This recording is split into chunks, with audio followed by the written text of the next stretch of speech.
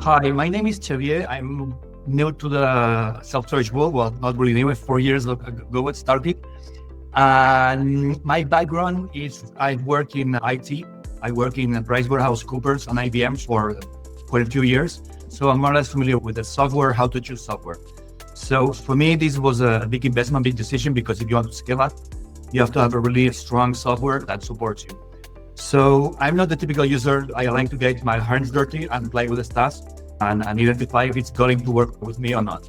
So basically, when I chose and I was start running, I know all the shortcomings of the software, if any, how to work with them and how to work. So regarding the how to select, for me, first, there are like 4 things to have in mind. So first thing would be like how the vendor helps you with selection, what technology they're using, the software features, the ease of use, documentation, evolving, open, and ecosystem, right? So if you let's go deeper in each point. Regarding the selection, my experience in the self-storage industry, there are like, and at least in European level, like 6 major players, 7. I call all of them. So basically, the experience there would be like that either they return your call, you make a demo. Yep, how then I test everything. So it was an hour. It was like 55% of the software finished. Then you had multiple questions. Nobody's answering you. So if you at the beginning during the sales cycle you're on your own, I said I don't want to work with this guy. So I worked with Jack, and you had to probably hate me. I like 5 different calls asking blah blah blah blah. So other time they all help me, no problem. And also ask the guys to let you play with the software. And I think that I could only play with the software, get my heart dirty with it with like 2 or 3. So that's a red flag. If they don't let you play with the software, it means that the software is complicated, that the feature is not complete. So with Storeganise, even they have a pretty set of process that you can, it's smooth to have a testing system. So I had a testing system and I could test everything. So I was quite confident with the selection. So regarding how to choose the software, first would be like the technology. Some of the vendors they're using not web-based technology. They're using like Windows systems that you had to run at Windows terminal and emulate on your stuff. That's old-fashioned, and that's not the way to go. If you're choosing that one, you're choosing one that's already dead. And that quite often it's already dead. The software features. I think Storeganise is one of the at least the most important things it has it. There are, when you're comparing some software that have different things, but I would say the features-wise is one of the most complete. Then ease of use, the important thing. As I said, they let you play with software, so they're quite confident that you can set up the system yourself. So yeah, it's really easy to use. Regarding the documentation, this is something it's usually quite forgotten. The majority of the software there, the documentation is non-existent. So if you want to do things on your own, test, know how it works, you will not need to make a call. They have an academy that is superb. And now they have this AI on top of the documentation. And because the documentation is so complete, the AI is amazing. I mean, it's completely amazing because they have the documentation really complete. So, I don't think there's any awesome out there that's so, in documentation, it's so complete.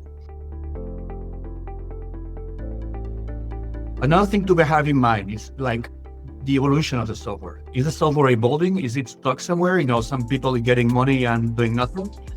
And when I chose them, they had a roadmap that pretty quietly impressed me because they knew what was going on. So it's transparent. You have a roadmap that is transparent. Also, if you need something that's for your specific business that makes sense for other businesses of Storeganise, they implement that. So in my case, for me, I need to have integrations with accounting software, Spanish accounting software, because of the electronic invoicing, and they made it. I'm very happy with that. I also asked them that the customers could book particular units, and they made that. So the software is evolving, and it's evolving with your request. Another thing to have in mind is if the software open. Now you're thinking that when you start with the software that you are, everything. No software does everything. That's impossible. They have APIs, they have Zapiers, and you can do integrations there, and you can evolve the software, you could add things to your software that the software is not doing. For instance, myself, I'm using Xavier to integrate with WhatsApp to speed up the getting paid by the customers. And I have increased collection rate by like 60%, just integrating the WhatsApp. It's amazing. I'm really happy. A few minutes ago, we just sent an email, we just sent a WhatsApp saying, hey, we're locking you out. This is the final advice, and he paid. And he's transparent for us because he goes to this customer portal and has the payment, and then it's connected to the access control, and he gets the access back. So yeah, being open is really important. Things that people they take into account, either with API or with Zapier, but it's something you have to take that into account. Last but not least is the tax software having an ecosystem? Meaning, do you have consultants that can help you? Do you have other integrations with other packages in the industry? Can you have add-ons? So in all these cases, it's a check. I'm working with a consultant who is superb.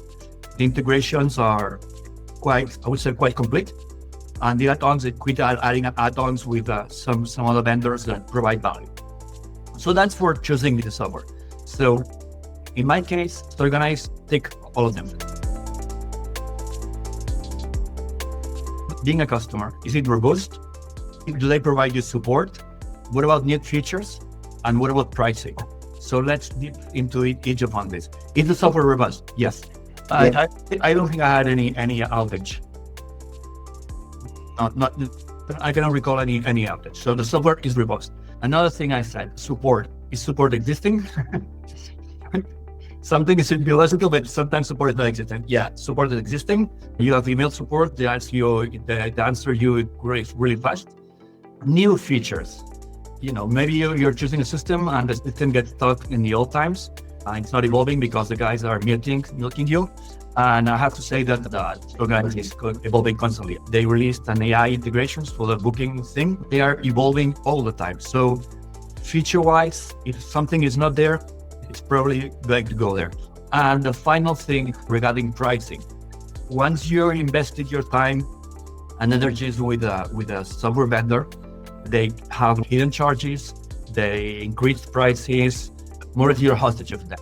In my experience, when they are adding new features, sometimes there's an add-on you need to pay for that. Of course, the customer, you never want to pay more, but at the end it's reasonable. If it's not reasonable, in my case, I told the guys, this doesn't make sense to charge this per site. It should be like, for instance, and they listen to you, and if it makes sense, they implement it. So regarding pricing, it's reasonable price, no hidden charges.